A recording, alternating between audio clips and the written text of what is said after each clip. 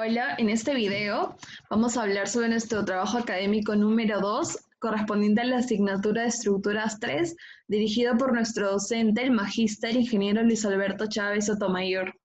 Las integrantes somos Cárdenas Campos María Milagros del Rosario y quien les habla Chacalía Zapecho Dana y Lucía. Pertenecemos a la filial ICA de la Universidad Alas Peruanas. En la siguiente diapositiva vamos a hablar y presentar ejemplos sobre las configuraciones estructurales, irregularidades significativas en configuraciones sencillas y también configuraciones en esquinas centrantes.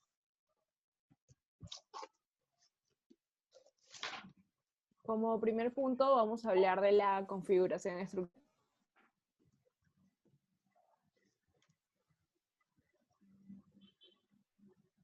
Para esto tenemos que empezar a hablar del significado de configuración, el cual se refiere a dar determinada forma a algo.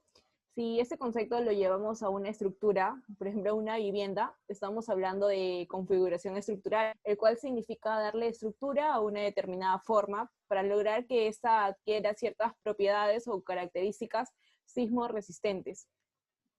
El objetivo de configuración de una edificación es lograr darle formas más simples y regulares posibles, es decir, tratando de evitar las formas raras. Como vemos en la imagen 1 es un edificio regular y en la imagen 2 es un edificio irregular, o sea, una forma rara.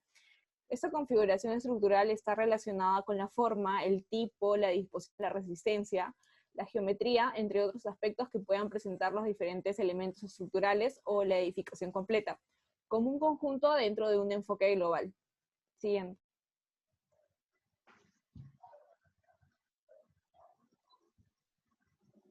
Como parte de la influencia de las configuraciones estructurales, vamos a hablar del peso. En este caso, el tamaño del edificio indica también el peso del mismo. Por ello, se debe procurarse que un edificio sea lo más ligero posible, incluyendo el peso de los revestimientos y elementos divisorios, que tanto inducen en la respuesta fuerzas ajustadas a su peso. Cualquier cambio en el tamaño del edificio afecta su comportamiento y las alternativas en la solución estructural. Causa el efecto de tamaño y del cuadrado, del cubo del cuadrado, en el cual cada sistema estructural, ya sea pórtico, muros, arcos y cables. Como vemos en la imagen, estamos hablando de la distribución irregular en un edificio. Y también el problema que podemos añadir aquí es que la respuesta sísmica del edificio es difícil de cuantificar cuando a la distribución de paredes es de forma complicada. Por ejemplo, las plantas representan alas, vestíbulos, balcones, torres, techos envolados, también en las que poseen aberturas para escaleras, elevadores, ductos y tuberías, así como los techos con vacíos para alojar claraboyas o de ventilación o chimeneas. Y para hacer unas recomendaciones respecto al peso, se recomienda evitar las masas que sean innecesarias porque se traducen en fuerzas innecesarias y además las masas ubicadas en las partes altas de un edificio no son favorables porque la aceleración crece con la altura, de manera que es conveniente ubicar en los pisos bajos, ya que en las áreas donde se prevén mayor concentraciones de pesos, tales como los archivos, las bóvedas, etc. En el paso, como segundo influyente, está la altura, que la altura se podría decir que la altura del edificio es un parámetro muy influyente en el periodo de vibración, ya que a medida aumenta la altura, por lo general aumenta su periodo. El periodo de un edificio no solamente cumple una función de su altura, sino que también da factores como la relación entre la altura y el ancho, la altura de los pisos, tipos de materiales y sistemas estructurales y la cantidad de distribución de masa. Podemos ver como una fórmula T es igual a 0.01 por N, donde N es el número de pisos de un edificio de marcos de concreto reforzado. Y claro ejemplo, como vemos en la imagen de la mano derecha, de la estructura de un edificio, de la altura. Siguiente.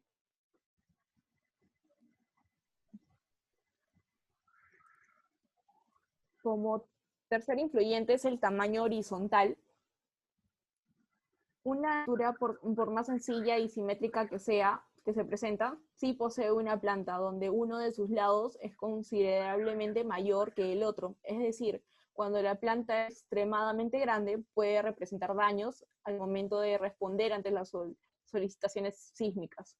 Y para dar una oscilación en la dirección que esto está considerando, una estructura rígida tiende a oscilar rápidamente y con un periodo de vibración corto, mientras que una flexible tiende a oscilar más lentamente, su periodo es más largo. Otra influyente es la proporción, que se entiende por proporción a la relación entre la altura y el ancho de un edificio, calculando de igual manera que para una columna. En el diseño sísmico, la proporción de un edificio es más importante que sus dimensiones absolutas. Generalmente los edificios de un piso son más rígidos en el sentido transversal, o sea, más corto, mientras que en la rigidez de estructura de más de un piso es casi en los dos sentidos. Y para evitar los problemas de proporción se sugiere o se procura limitar la relación de altura y ancho, para no tener inconvenientes. Siguiente.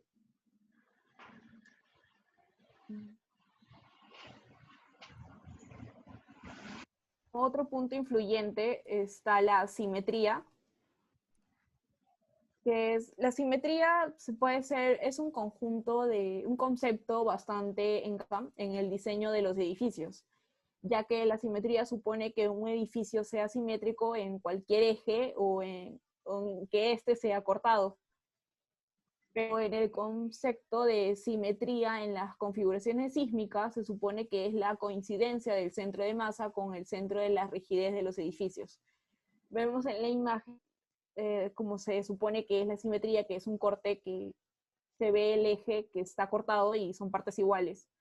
Y como vemos también, por eso que se dice cuál el término de simetría en el diseño estructural no significa necesariamente aburrimiento y repetición formal, aunque muy bueno sería llegar al perfecto entendimiento de estas partes.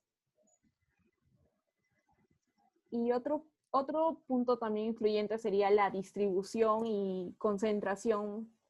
Este concepto se refiere a cómo la forma es concentrada y distribuida la masa de un edificio.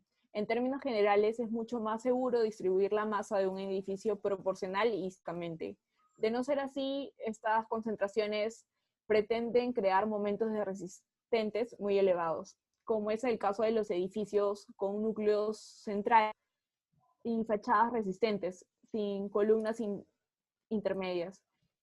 Como vemos en las imágenes, la primera imagen tenemos dos vigas que se apoyan en un muro, la cual la carga es muy grande y el elemento portante no puede distribuir correctamente el peso, por lo cual es mejor manejar astras bajo esas vigas.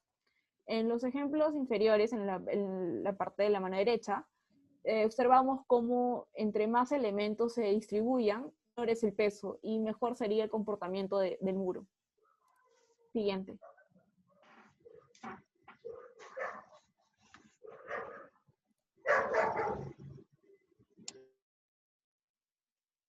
Como otro punto influyente sería la densidad de la estructura en planta. La densidad de estructura en planta define como el área total de todos los elementos estructurales verticales. Aquí entran las columnas, los muros, etc. Nos hemos hecho la pregunta que por qué edificios antiguos permanecen intactos. En este caso les voy a mencionar dos ejemplos, como la iglesia de San Francisco de Ica y la prefectura de Ica.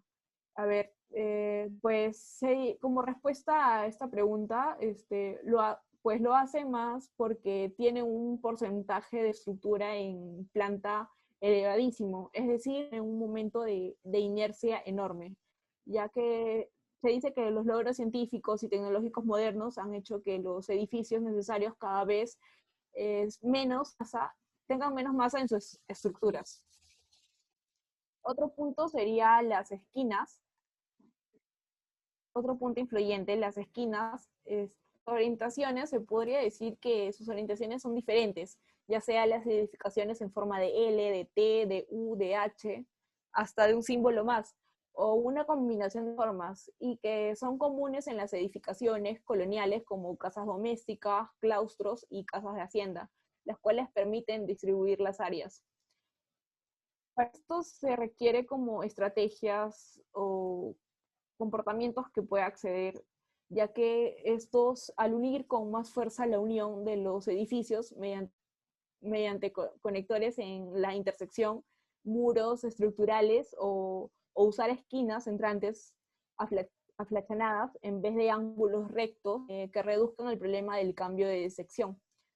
Vemos ahí un achaflanado en la parte de la unión de estas formas, se podría decir, en forma de L. En esa unión se hace un achaflanado. También se divide estructuralmente el edificio en formas sencillas, o sea, no hacerlos tampoco tan complicados para no llegar a estos problemas o irregularidades que se va a ver más adelante. Siguiente.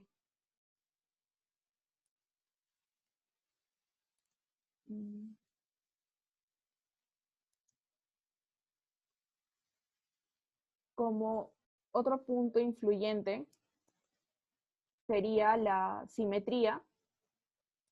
No, siguiente.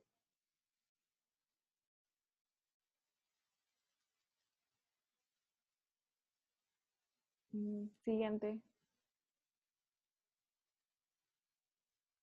La resistencia perimetral. Hablando de la resistencia perimetral, para resistir los efectos de la torsión en planta es conveniente tener elementos resistentes en el perímetro del edificio, es decir, ubicar elementos resistentes al sismo, ya sea en las fachadas del edificio. Una de las estrategias que se podría decir en la resistencia perimetral es que los pórticos con resistencia y rigidez aproximadamente iguales para todo el perímetro. Otro punto de estrategia sería aceptar la posibilidad de tener torsión y diseñar la estructura para resistirla. Otro punto, como punto C, sería usar un pórtico con diagonales en las fachadas abiertas. Punto D, aumentar la rigidez de las fachadas abiertas mediante muros dentro o cerca de la abierta.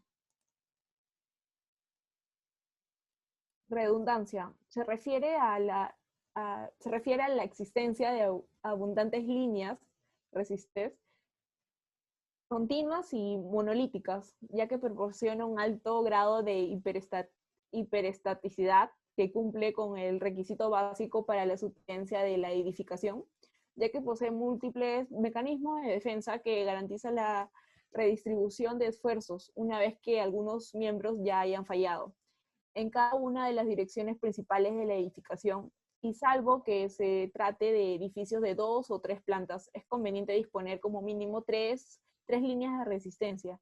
Vemos el ejemplo, una imagen, la hiperestasticidad favorece las líneas alternadas de cargas, la redundancia, que es la continuidad de varios pisos iguales para mejorar la estructura, o para tener una estructura igual, y ahí también aplica la simetría. Siguiente.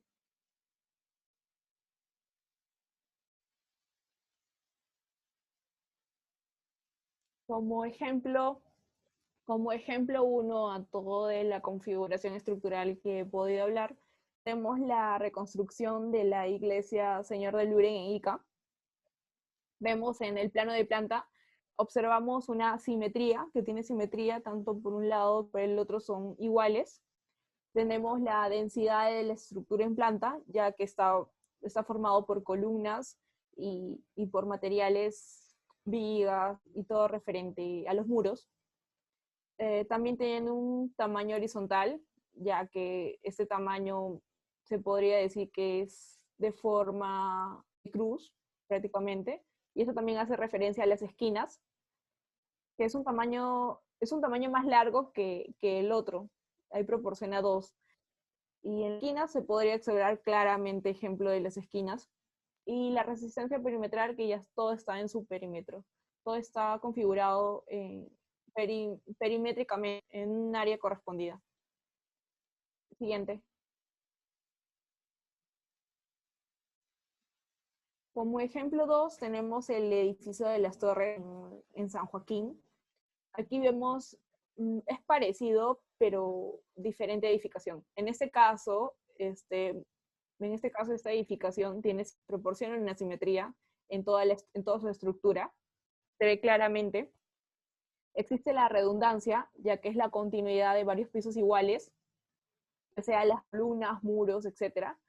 También están las esquinas, que podemos observar, hasta puede tener forma de una cruz chica, o varios conjuntos de proporciones de formas geométricas. Y la proporción, que es la altura, ya que tiene una base y una altura correspondiente. Siguiente.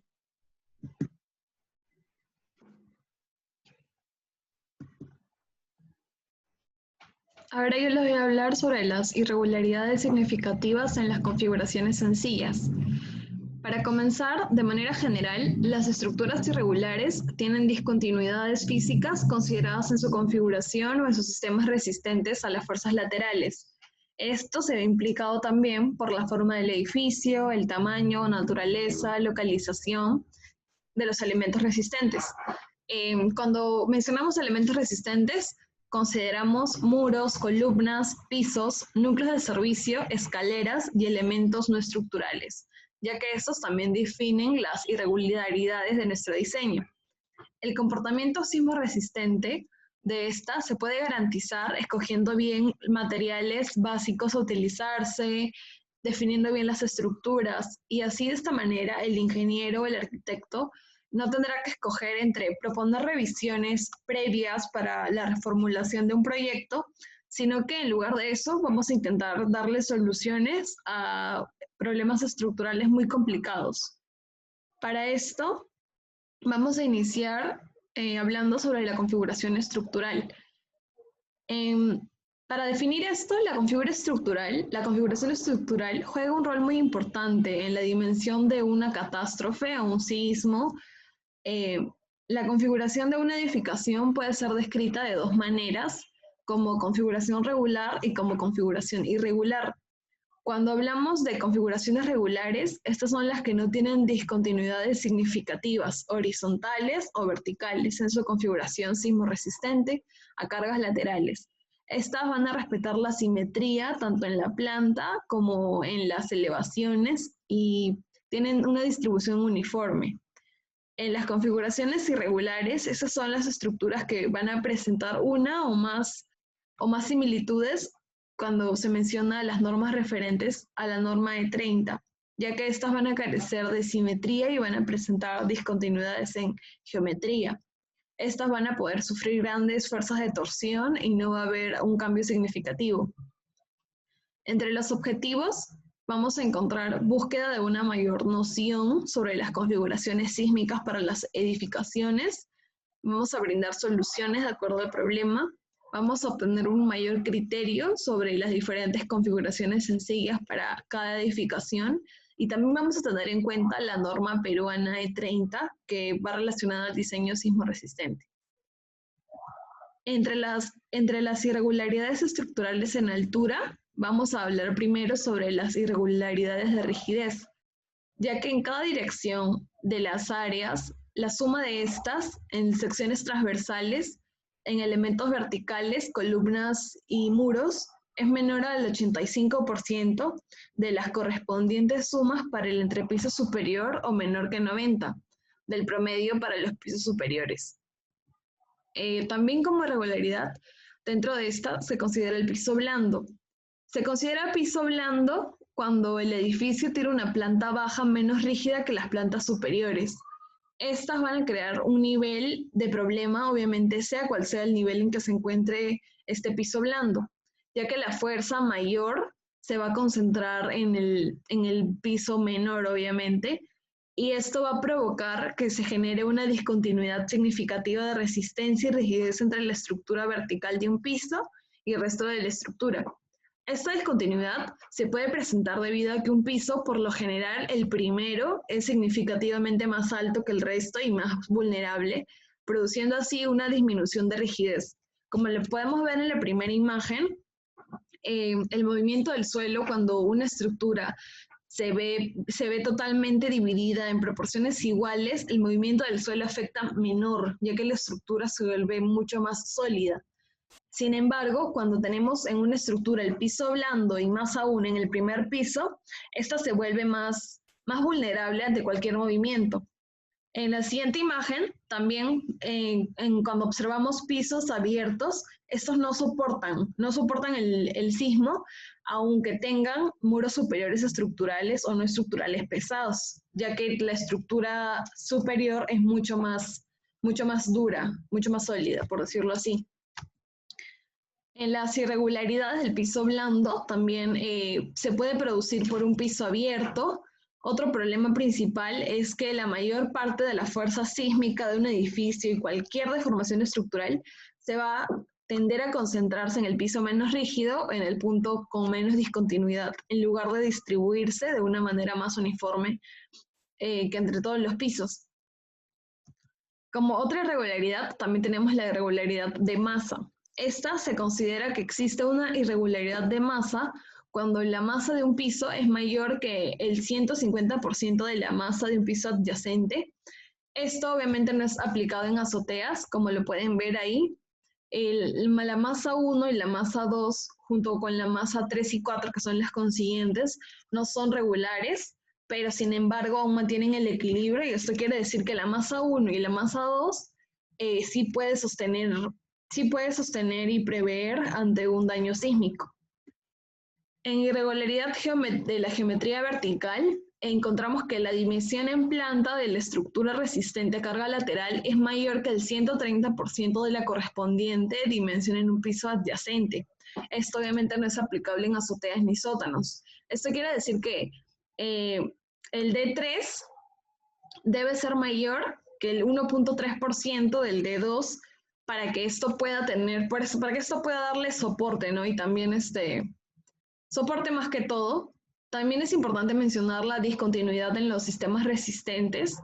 Esto es básicamente el desalineamiento de elementos verticales, tanto por un cambio de orientación como por un desplazamiento de magnitud mayor, como lo pueden ver en la imagen que se encuentra al lado izquierdo.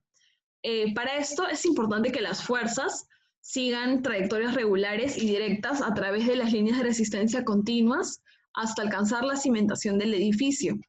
Estas líneas de resistencia la proporcionan los elementos verticales a respuesta de un sismo.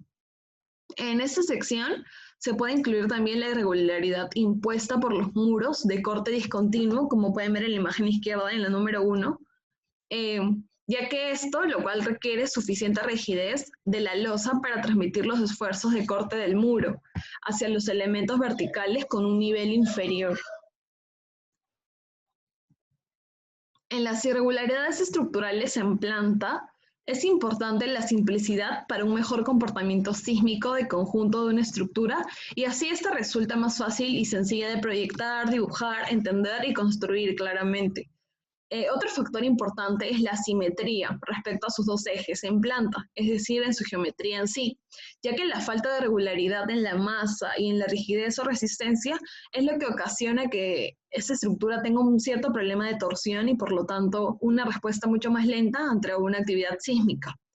También es necesario mencionar que a pesar de tener una planta simétrica, puede haber irregularidades debido a una distribución excéntrica de rigideces o masas ocasionando también la torsión.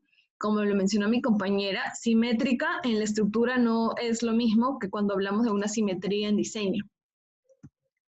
La irregularidad torsional. Vamos a considerar solo en edificios con diafragmas rígidos. En cualquiera de las direcciones de análisis, el desplazamiento relativo máximo entre dos pisos consecutivos en un extremo del edificio va a ser mayor al 1.3 veces el promedio de ese desplazamiento relativo, que simultáneamente se obtiene en el extremo opuesto del otro. Como pueden ver, la simetría máxima debe ser menor que el 1.3 promedio de la otra. Entonces, esta verificación no puede efectuarse sin antes haberse llevado a cabo un análisis sísmico completo, y se ha observado que la torsión en planta constituye una de las causas comunes de colapso, principalmente en edificaciones de planta rectangular, con muros en 3 de los lados del perímetro, ya que la torsión en planta se presenta cuando el centro de la masa no coincide con el centro de rigidez. Para ello es conveniente buscar la ubicación en simetría, por decirlo así, de los elementos sismorresistentes, más no del diseño estructural en sí. En la irregularidad torsional también mencionamos que la torsión en planta debe coincidir con su centro de masa y su centro de rigidez, ya que esto va a lograr el balance para que la estructura logre ser sismorresistente. En las esquinas entrantes, la configuración en la planta y el sistema resistente de la estructura tienen esquinas entrantes, cuyas dimensiones en ambas direcciones van a ser mayores al 20% de la correspondiente dimensión total de la planta. Como le hemos mencionado, la dimensión 1 tiene que ser mayor que el 0.2 de la direccional total de la planta. Las configuraciones con esquinas entrantes plantean dos problemas que vamos a considerar.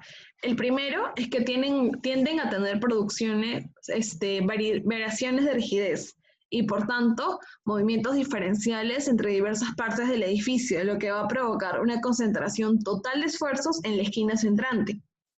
El segundo problema es la torsión. Esta se produce porque el centro de la masa y el centro de rigidez no coinciden geométricamente para todas las posibles direcciones de un sismo. Esto va a provocar la rotación, que obviamente va a tender a distorsionar la estructura. La discontinuidad del diafragma. El diafragma con discontinuidad abrupta o variaciones de rigidez incluye mayormente el 50% del área bruta del diafragma. La rigidez de un diafragma con discontinuidades abruptas o aberturas significativas puede ser insuficiente para redistribuir la carga horizontal durante un sismo, de elementos portantes más débiles o dañadas del edificio hacia los elementos más fuertes o aquellos que sufren un menor daño.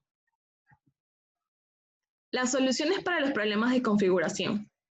Es importante que logremos ver la imagen de la mano izquierda porque ahí vamos a plantear algunas de las soluciones visto de distintas vistas. Valga la redundancia. En el edificio 1 vemos como toda la estructura en sí tiene por debajo un piso más débil a simple vista, pero una solución para darle sería de que tenga equilibradamente soportes en las diferentes vistas para que pueda soportar toda la estructura que lleva arriba, ¿verdad?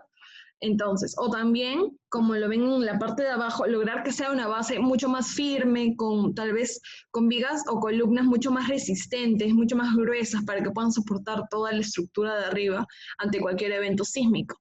Las posibles soluciones para atenuar los problemas de la configuración estructural vendría a ser eliminar el problema evitando o alterando la configuración global. También separar los elementos que causan la discontinuidad, para que a simple vista el cambio entre una masa y otra no sea tan abrupto y no lo vuelva más vulnerable. También es importante que reforcemos los elementos débiles, como lo he mencionado, que están explicados en la imagen. También es importante proporcionar adecuadamente la transición de los elementos, que el cambio visual no sea tan bruto, por decirlo así. También es importante minimizar la respuesta sísmica por medio de un sistema de aislamiento en la base. Como conclusiones, tenemos que además de la simetría, es conveniente que la estructuración posea una elevada rigidez torsional para hacer frente a posibles torsiones accidentales. El edificio también debe poseer una configuración de elementos estructurales que le dé la resistencia y la rigidez a cargas laterales en cualquier dirección. También debemos evitar amplificaciones de las vibraciones, concentraciones y vibraciones torsionales que puedan producirse por la distribución irregular de la masa o rigidez en la planta o elevación. Para esto, la estructura debe ser sencilla, regular, simétrica y continua. Los sistemas estructurales deben disponer de redundancia y de capacidad de deformación para que ésta le permita disipar la energía introducida por los sismos de una intensidad considerable.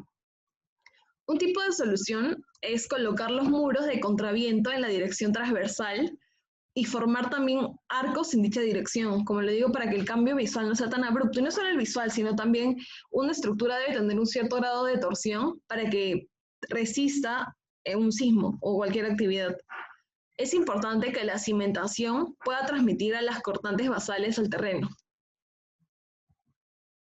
Como ejemplo, he citado a este edificio que está ubicado en Pisco, exactamente en Pisco Playa, en la región de Ica, ya que este edificio, obviamente, como lo pueden ver, eh, ha sufrido un colapso, ya que su piso, el piso de abajo, el primer piso era un piso blando. Entonces la estructura de arriba ha sido mucho más grande y no ha tenido el soporte necesario y obviamente no ha tenido la división exacta o necesaria de columnas para que pueda aguantar esta edificación ante la respuesta de un sismo. Como pueden ver, está ahí del morado. Ha colapsado totalmente el piso porque ante un sismo no ha tenido el cierto grado de torsión que necesita la estructura para poder aguantar todo el peso que le ha venido encima. Como otro ejemplo, tenemos el Hotel Colón, que está ubicado en Ica, que es toda una esquina. Aquí cabe mencionar los vanos grandes. Además, es importante también la configuración del edificio del Hotel Colón con la farmacia Mi Farma, ya que estas están unidas y al chocar se fracturan.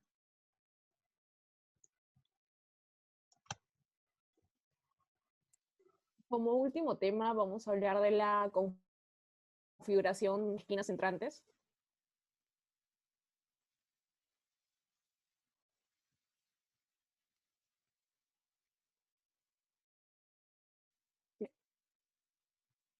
Ya. La configuración de esquinas entrantes es el conjunto de formas, como ya lo hemos venido mencionando mi compañera y yo anteriormente, el conjunto de formas de edificios muy útil, que permiten distribuir grandes áreas de planta de una manera relativamente compacta, pero proporcionando un alto porcentaje de aviones en el perímetro con accesos de aire y luz. Se podría decir que el interés actual por la iluminación y la ventilación naturales puede proporcionar el retorno a los edificios angostos y al conjunto tradicional de configuración con esquinas entrantes. Vemos ahí las entrantes con configuraciones combinadas, o sea, no todo es recto, sino inclinados en parte de ángulos. Vemos también las edificaciones, como lo hemos venido mencionando anteriormente, en formas, ya sea de H, de T, de U, de un símbolo más, y también lo vemos en planta. Y, por ejemplo, vemos ahí la estructura de una edificación en forma de C, de las cuales estas pueden ser como que partidas, simultáneamente es un rectángulo, un cuadrado, y se juntan y proporcionan unas esquinas de la cual le da como que soporte o al ajuntamiento de un todo. Siguiente.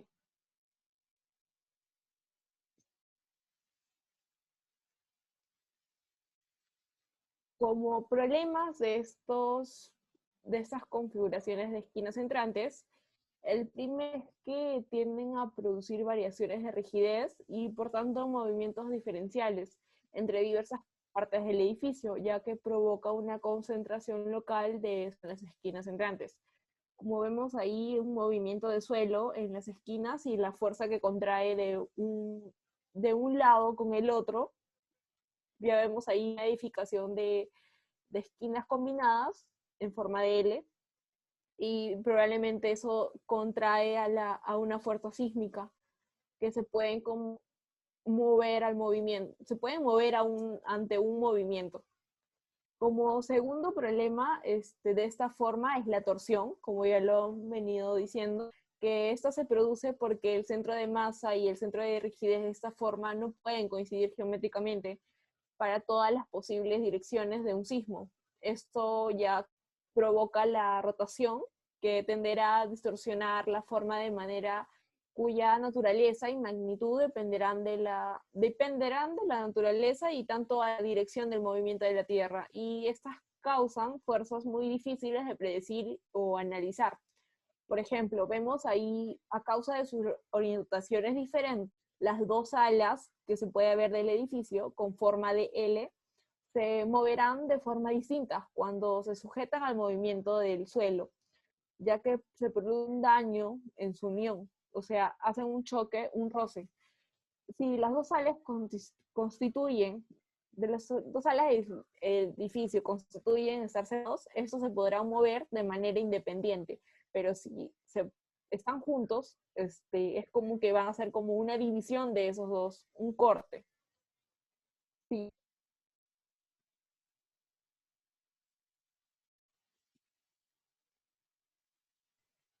Como ejemplo, tenemos al Hotel Ollanta en Ica. Como pueden ver, este es un claro ejemplo de una esquina entrante. Una esquina entrante viene a ser ciertamente un poco un problema estructural bien considerable, ya que como lo ha mencionado mi compañera, en esta esquina va a tener la mayor concentración de esfuerzos, por lo tanto va a ser la más vulnerable. Y también el problema que va a tener va a ser la torsión, ya que su centro de masa y su rigidez no van a coincidir de manera geométrica, por lo que ante un sismo no va a poder distribuir de forma equitativa la fuerza.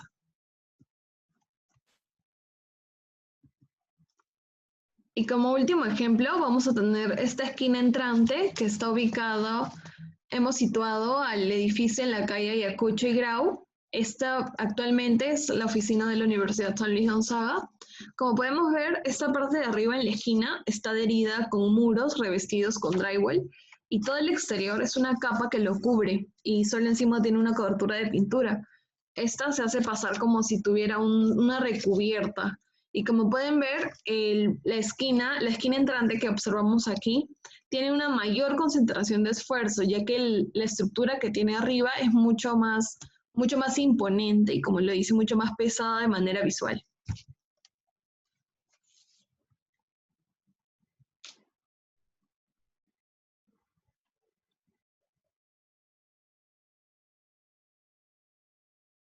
Como soluciones a estos problemas de las esquinas entrantes, existen dos enfoques activos al problema, ya que uno sería unir con más fuerza la unión de los edificios mediante colectores en la intersección, ya sea muros estructurales o usar esquinas entrantes achaflanadas, como ya lo hemos venido diciendo anteriormente, en vez de ángulos rectos, ya que para que puedan producir, para que produzcan el problema del cambio de esta sección.